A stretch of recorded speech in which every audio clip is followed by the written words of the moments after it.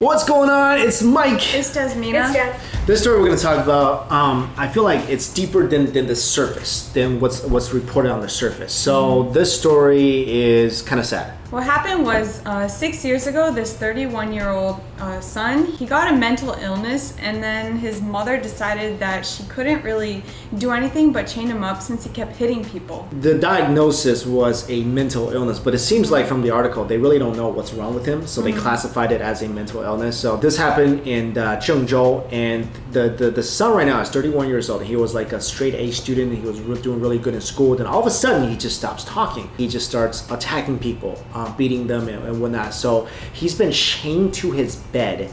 And this is like a really tragic situation for this family, because not only does the son suffer from this disorder that nobody seems to know what it is. The father died, and then the mother has to support the son on her own. Then they got evicted, and their house gets demolished, and they don't get anything. They get like a loaf of bread, and that's all they get, because in China you don't really own anything. All the property is owned by the state.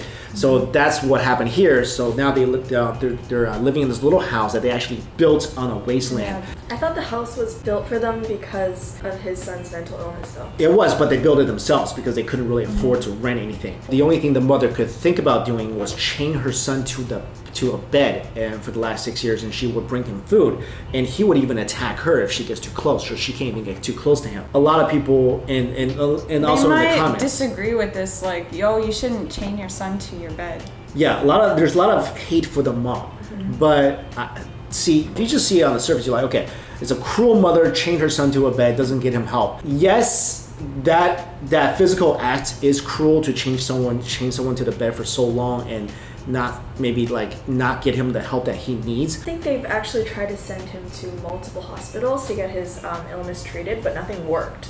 Right. They actually had no choice at the end. Right. So they had to chain him to his bed. There's really no, like in the States, there's systems set up to deal with this kind of stuff. There's systems like their mental hospitals. There's like every other guy is a psychiatrist, right? In China, it's not the case. Mental illness in China is considered more of a shameful thing that happens to you. So it doesn't, most of the time, it doesn't even get reported because families feel ashamed of it. And they feel like it's a weakness. It's not a disease to them. It's not an illness to them. It's just like a weakness or something that's happening to our family that's just really, we're not proud of. So in this case, the mother, like you guys mentioned, she felt like she had no choice but to do this, because one, yeah, she did try to take the kid to the hospitals, to doctors, and no one knows anything about what's happening. Second, she doesn't have the resources. There's no health benefit, social security for this woman. She has to basically make a living on her own, taking care of the kid. He was attacking everybody, so she felt not justifying chaining anybody anywhere. But in her circumstance, she felt this was the only thing that she could do. We don't know the full story at this point.